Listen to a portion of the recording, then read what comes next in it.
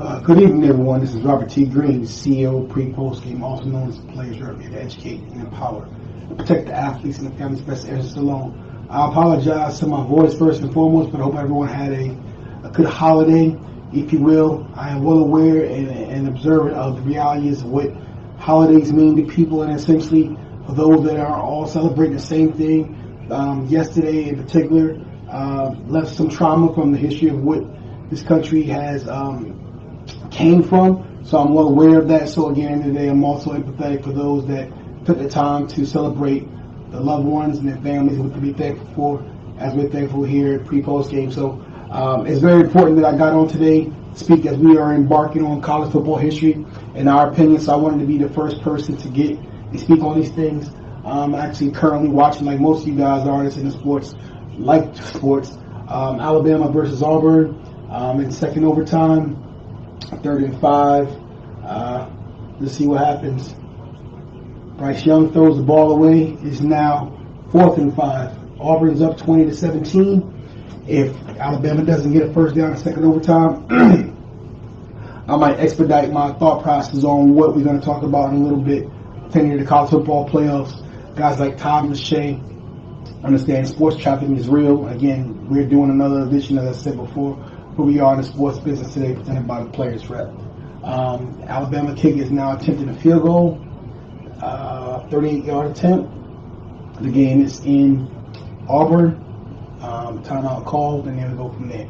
So one of the reasons why I wanted to get on today and speak on the obviously you see the guys see the screen, sports business as a service. In the next few weeks or so, specifically as we transition to the new year, Pre-Post Game, I'm trying to do a better job as well as highlighting and emphasizing the importance of what our program is for athletes at every level, for people that want to become, want to be in the sports business, understanding the way the world works in sports business, and that sports trafficking has never been more real.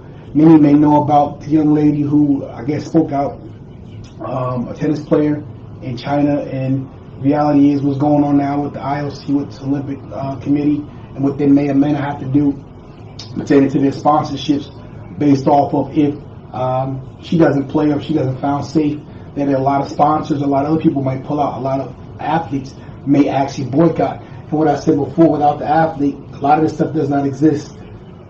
Double, triple overtime now. Alabama just made the field goal. It's now 2020.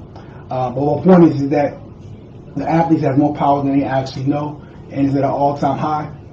And again, as athletes in particular, there's some young women, as you guys may know, about Simone Biles and her situation where she didn't feel like her mental health was being taken care of in the right way, and she didn't feel like she was adequate in certain areas, and outside of what she did in that actual sport, she didn't feel like her life, who she was as a person, didn't matter. As I said before, Pre-Post Game started in 2015. When I say NIL started here, I mean what I say. For those who have not got to know me, welcome to our platform. Me specifically, I have over 25 years as an athlete, as a coach, as a player, as a consultant, as management, as well as transition succession planning. My background prior to that, while going through that sports phase, I worked with at-risk youth with lock and key facilities, as well as people with intellectual and developmental disabilities in their homes who dealt with their medical bill and their housing, the transition succession, the hiring of their staff, and things of that nature. And again, also in schools, work with IEPs, and all these different things. And then pertaining to crisis management, understanding techniques, CTI, things of that nature, crisis technique intervention. So what I'm saying is that we've been talking about mental health pertaining to athletes before it became the popular thing to do, and understand exactly what this is. And that's why we came up with the phrase sports trafficking. Those that ask you to trust the process, essentially, how can you trust a process that's built off of you for someone else? And it's never been more relevant today as I speak about James Franklin, who just received an actual guarantee as of yesterday for $75 million. If you guys don't know and don't follow me, please go check me out at the Players Rep on Twitter, and I just posted about that, and I also posted about this on our actual platform here. Essentially, over the last 2 years, you've lost 10 games, and you pay this man $75 million based off of what someone else has to do in order to be successful in that space. You also had a 5-game losing streak as of last year, and then, like I said again, finished this year essentially 7-5, and it is lost today against Michigan State at Michigan State. So giving that person $75 million to lose 10 games in the Big Ten while not paying the players the traveling, that's what lets you know sports trafficking is real. There's nothing about that record, nothing about that situation that says that success, says development, that says it's higher upper echelon. As a matter of fact, his best player, Micah Parsons, opted out last year to not play for him, only to proceed to skip this school season at Penn State to protect his body, to get paid as a top 15 pick, and now on his way to be Defensive Player Rookie of the Year, or not Defensive Player of the Year for the whole league. Trust the facts, not the process. So what we have to understand now, and you guys see on the screen, this guy's name is Steve Berkowitz. You should check him out. What Steve Berkowitz does, he works for USA Today Sports, and we look at him for specific reasons. He's the one that has all the information, lets us know about how many of these coaches are getting paid, essentially bonuses and all different things, while they're trying to still convince us to let you believe that the NIL is nothing more than a scam. Again, NIL started here because I said before, we're the ones that elevate players' names, image, and likeness, to help them elevate themselves where they want to be on their field, not only today, but when they're no longer playing. So with that reason, and it said, when you're telling players they got to go and do some type of commercial for pizza or do some adding in social media, why is it that someone, again, for example, let's take the first one, Virginia Tech beats Virginia to become bowl eligible, that sets up Hokie assistants to bid on staff all season for a bonus equal to 1 month base salary. Again, they bid on staff for the whole year. The players are the ones that are going through playing, getting banged up, injured. For example, it would give the defensive coordinator an extra $50,000. Okay, let's go to the next one. Western Kentucky. Tyson Helton will get $50,000 bonus after the Hilltoppers showed themselves a winning overall record. Winning overall record on the backs of the actual athletes and the players. Dude's Jeff Braun picks up $30,000 additional bonus money as he gets his 8th regular season win. He now has $180,000 in bonuses. What I said before, that at the end of the day, the athlete, particularly the college athlete in this specific case, is the most uneducated, unprepared, unrepresented labor force in the United States of America, if not the world. Trust the facts, not the process. These things add up, and they add up fast. And no one is asking these coaches, outside of convincing or pushing athletes to do things against their own best interests or their families, to do anything to get these $30,000, $50,000, $80,000 bonuses and not have to take time out their day, while like these players have to do things on and off the field, as well as help the donors get more money by basically helping them get other fans to come sell tickets. And the reality is, at the end of the day, you're talking about giving them trinkets in these bowl games, risking millions of dollars, being uninsured, turn around and go get a little watch that say, "Welcome to the Banana Bowl." Skip the bowl game. Micah Parsons opted out. Like I said, you guys check out our post I did last year. Essentially, the 9 players that opted out will get paid royally versus the players that actually stayed. The players that stayed at Alabama won a championship, got hats and T-shirts. Great, they got a ring. But a guy like Chase from Auburn, Ja'Marr Chase, and I apologize my voice again, he's going to make more money playing at the 5th pick overall for opting out than the guy that went to Philadelphia went, I think, number 15 or 12, 12 I believe, to Philadelphia, Devonta Smith, simply because that difference between the 5th pick and the 12th pick is about $8 to $10 million. You can't make that stuff up. Not to mention, Ja'Marr Chase is younger than Devonta Smith. So the reality is, at the end of the day, when Alabama won championships, because they got the oldest players on the field. It's no different than what happened today. Congratulations to Michigan, beating Ohio State. For those of you who don't know, I represent a guy that was the highest rated recruit in the history of the East Coast. And I see many of their fans trying to still compare him to now today's guy, Aiden Hutchinson. And then a couple years back, it was Chase Winovich. The reality is, it's a good thing that our client understood his value, and I say in the work, understood how his business worked, or things that were said about him on social media, about people that wanted him to stay there to risk life and limb, jeopardize generational wealth, so that Jim Harbaugh can get his moment today. That's exactly what happened. There was guys on that field that was 5th and 6th year seniors. Like I said a couple posts ago, most smart student athletes and students period in college graduate by the age of 21. We're watching the game right now. Again, where the guy, quarterback from Alabama, he's basically going to be turning 21 soon. Most regular students graduates at the age of 21. In Alabama, those are redshirt freshmen and sophomores. Trust the facts, not the process. So once again, when you understand what happened, Ohio State has a true freshman at quarterback. You have a bunch of guys in Michigan that have been there 4, 5, 6 years. That's great. That's awesome if that's what you want to do. But if you're playing in a sport and you're trying to take care of your family, you want to go pro, it is not in your best interest to give your best body and your best days to the college game in order and for exchange for hats and t-shirts. It makes zero sense. You know it makes zero sense. I'm reading these lists right now. Let's go to another coach. Oregon coach Mario Cristobal picks up $300,000 in bonuses as he beat Oregon State to win the Pac-12. Put up Division 100K and get their 10th regular season. Cristobal now has $650,000 in bonuses so far. Just the facts, not the process. Mind you, though, the guy that's basically supposed to be the potential number one overall pick, Kayvon Thibodeau, how much is he a reason why this guy actually won that actual conference in that division? Same way that they negotiate their actual deal. Who's negotiating Kayvon Thibodeau's deals? Who's the same ones keep throwing these guys out for additional, NCAA infractions that make zero sense? Michigan State, Mel Tucker, who just got, I believe, $95 million. Now he had an additional $50,000 win in bowls and going to 10-2. This is insane. And then again, I'm going to play this clip in a second. That essentially the only way this is going to change is if the actual athletes make the change. Because it's not going to be the coaches, it's not going to be NCAA. So while this Alabama game is still, now it's over. Alabama won 24-22, the final in overtime. So Alabama has one loss, more than likely going to lose to Georgia next week, the championship game with 2 losses. I'm going to go to Tom Shea after I play this video, because he said something that's as idiotic as I heard in a long time, is that a two-loss Ohio State team deserves to be in the college football playoffs more than an undefeated Cincinnati team. That's what lets you know that sports trafficking is real.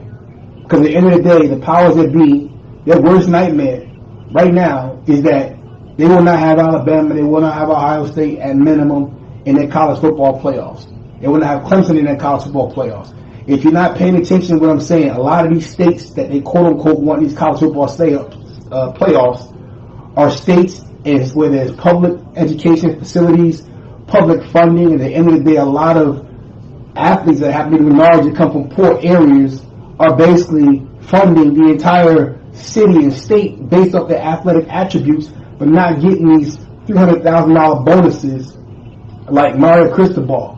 Even in a school like ODU, Old Dominion, set to get a $25,000 bonus as they become bowl eligible. Again, you don't even got to basically win the bowl game. You just got to become eligible.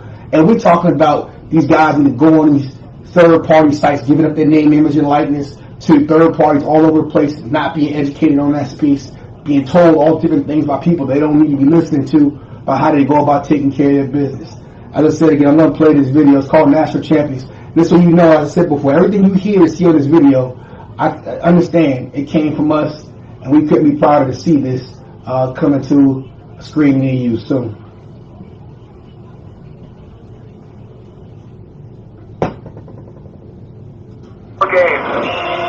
Real quarterback, LaMarcus James, should be the best quarterback to come into the NFL since Patrick Mahomes. And you know who agrees with me on that? Miami. They're poised to take him #1 overall for about $35 million guaranteed. But we are not talking enough about Wolves coach James Lazor. One of the best coaches we've seen, but he has never won the big game. We're live.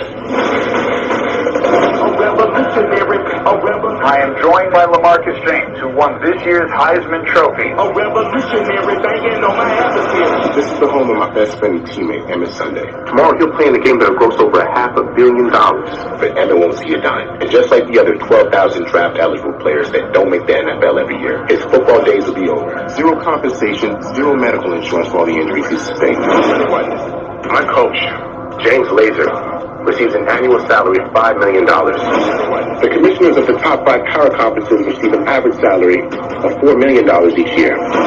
The president of the NCAA received a salary of $3.9 million last year.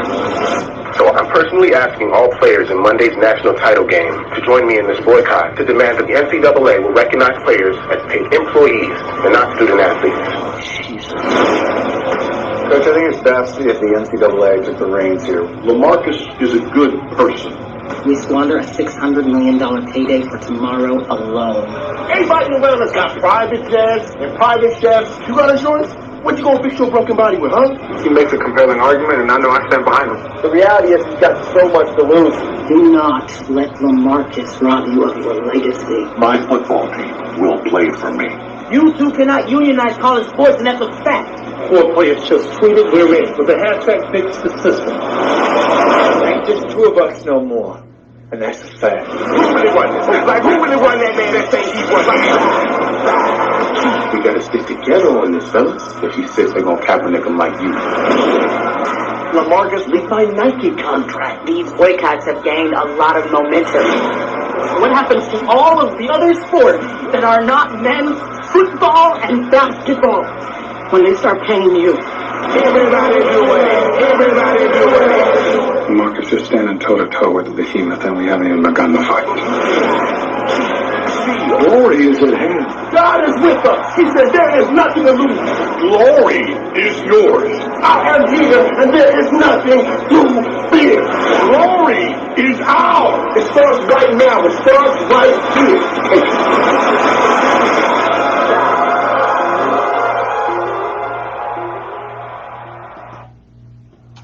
Coming soon. A couple things about that actual video. One, when they say that's a fact, where do you think they got that from? Trust the facts, not the process.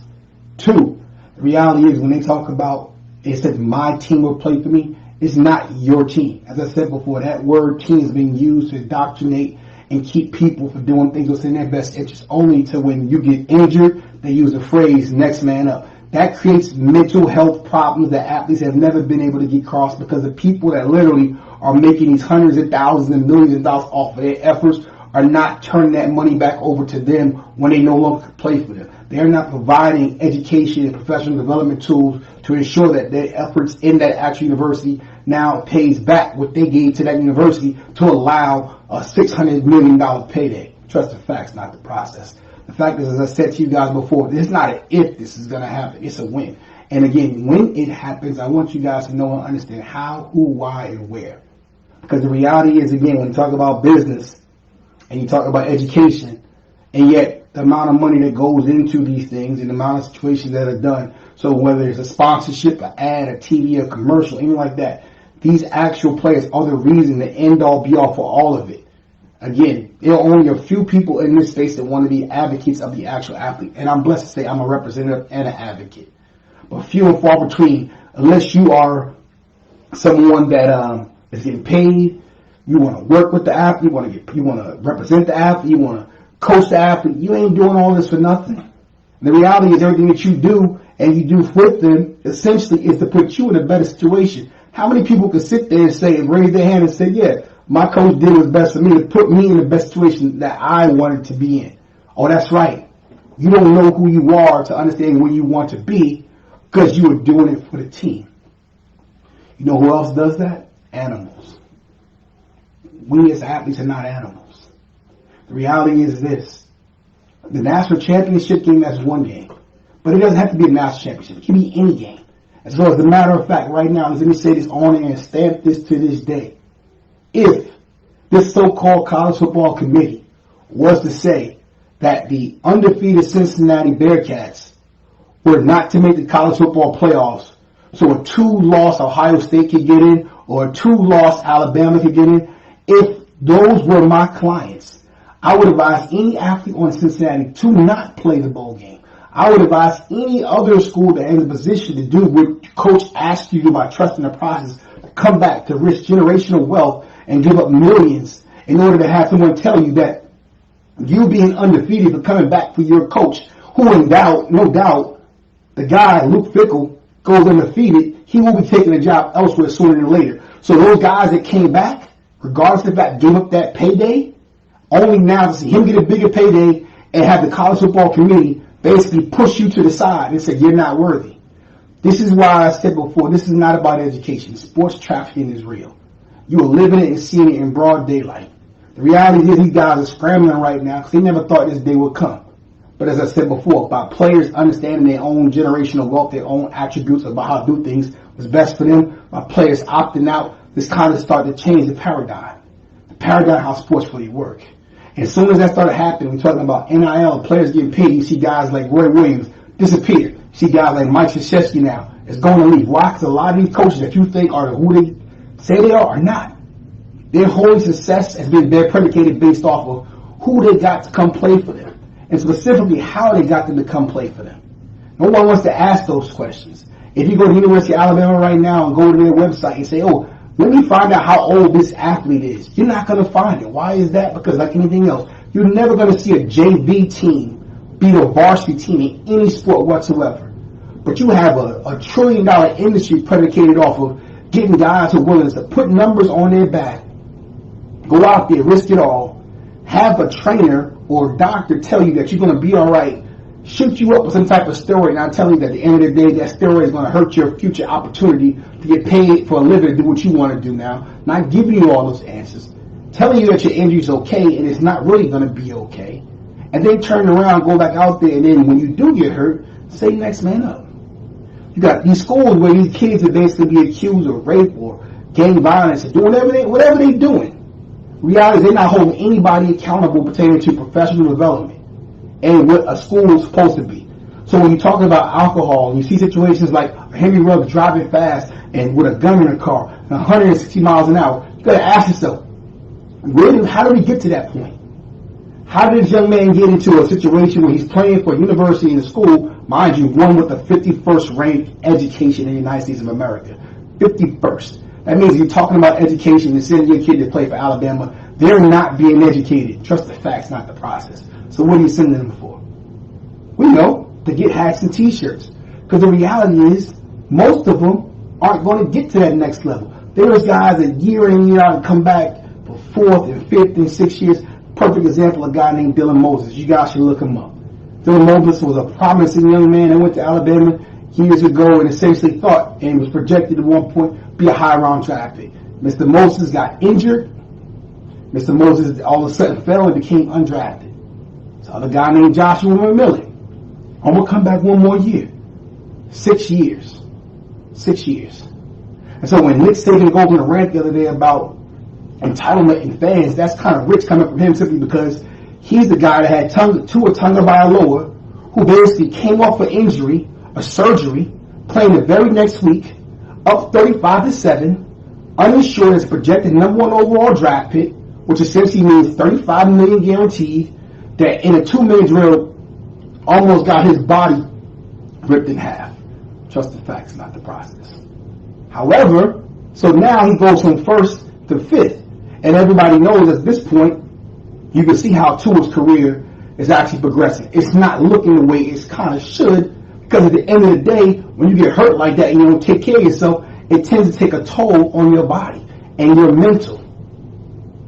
Who was there to help Tua understand that when it was time to make that decision that he shouldn't be playing 35-7 coming off a week of surgery? College coaches and their actual doctors should not be involved in making any business decisions with for or to these athletes whatsoever. That includes insurance. That includes going to the NFL, the NBA. That includes getting medical treatment. They have zero. It should be an independent committee based upon what the players understood and knew. And that's what they were trying to do last year. When they said, we are united, and when they said Big Ten United, again, all the people, the masses that be on all these networks, wanted to ignore that. I happen to represent the players from the University of Iowa from racism and bullying. And since that happened, the institutions at large have been trying to basically push that to the side and make Iowa relevant as much as they possibly can. But again, still to this day, why we wouldn't sing African American sons of play for Kirk Ferentz and Brian Ferentz, University of Iowa?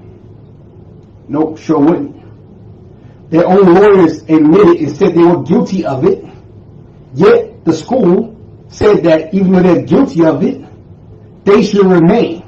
And then you see what we have going on in society right now. People are confused about what's right, what's versus wrong, and what's law, what's not lawful.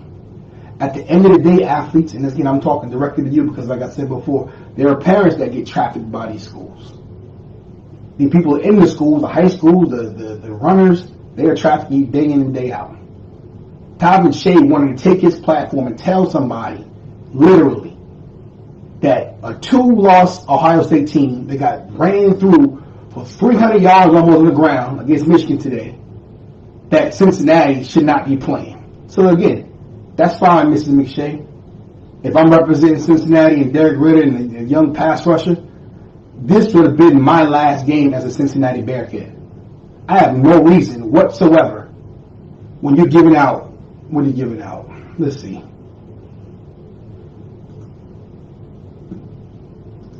$600,000 to this person, and let's see who else. Jim Harbaugh is getting $500,000 bonus today for reaching a title game. Kent State coaches picking up $10,000. Who else we got here? Toledo coach Jason Candle, $10,000 in bonuses. He has $30,000. The coach Toledo has $30,000 in bonuses this year. Bet you didn't know that. They didn't talk about that in a recruiting trip. The reality is we are on the brink of seeing this whole entire thing come apart. Once players understand their true value and what their worth is, then they'll start making better decisions.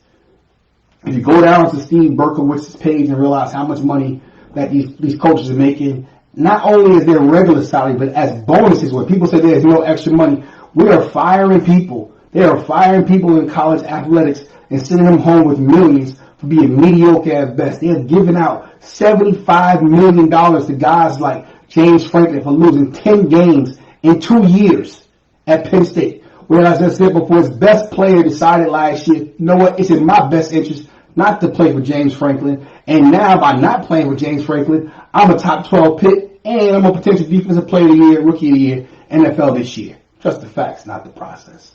You gotta wake up, people. And the people I'm talking to is the athletes. Sports trafficking is real. We created a digital platform, an academy that educates and empowers and protects the athlete from the cradle to the grave. Essentially, in the first quarter, we talk about mental health. We're talking about character development, professional development. And also, again, you move forward going to understand recruiting, understand how to make informed business decisions on your behalf. The NCAA was founded in 1906. Even though it's a little different than when it was, I tell people about the history of the NCAA and the penitentiary system. Again, W.E. Du Bois, people don't know who they are, should look him up. Because when he said we will be free, we will have things that literally we will be treated equally. Before, like I said, Brown versus Board of Education, that was enacted in 1909. Prior to that, in March and February, back to back, between 1905 and 1905, in March and 1905 and February, the NCAA was founded, as well as Leavenworth Prison, the first prison penitentiary system. And at the end of the day, that was right after slaves were freed. When they were freed, those who didn't have the knowledge and education to actually protect themselves, that did petty crimes, ended up in jail for a long time. For the ones that didn't commit crimes, that ended up wanting to be educated, indoctrinated, ended up in the NCAA.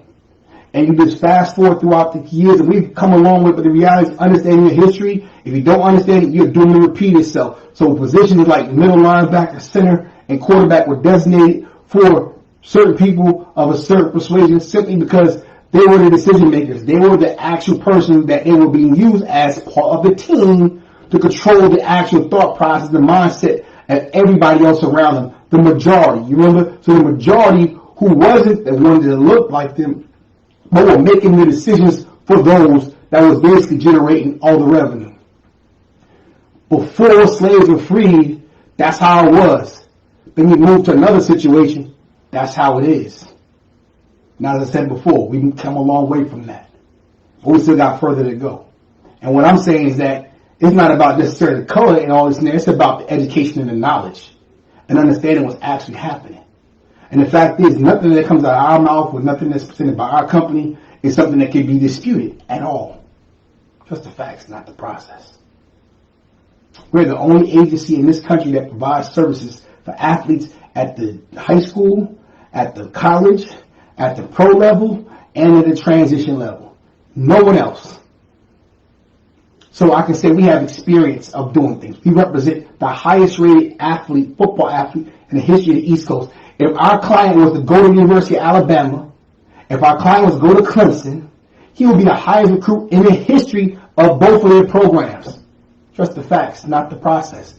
And we were there when he was going through that process. That means we have had a way to actually help him understand how this business goes since the time when he was a kid. Now, as an adult, now as a multimillionaire, as a business owner, as a person that's in professional development, as a person that gives back to the community, as a person that's developing into the person that he wants to be when this game is no longer here. Meanwhile, everybody else on this little platform over there, bust this, bust that. When you are a minority and you are blessed to play in a sport that only, essentially, you only have 1,400 players in the world that play that's active. And you're getting a check. You're getting a check, a six-figure check, for essentially 3 months.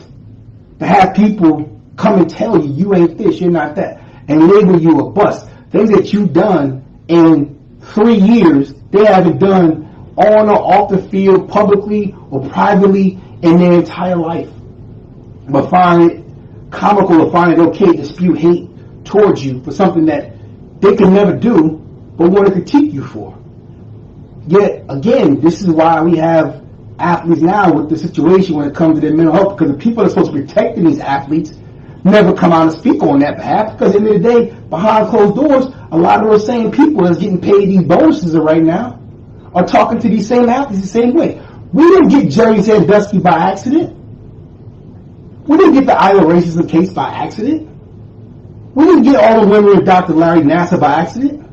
We didn't get Dr. Richard Anderson molesting those guys at Michigan by accident. We didn't get those things that happened in Ohio State, those wrestlers, where Jim Jordan was still working in Congress by accident. What we got is a bunch of people who were never there to protect the athletes' best interests when they were kids. Therefore, they were trafficked.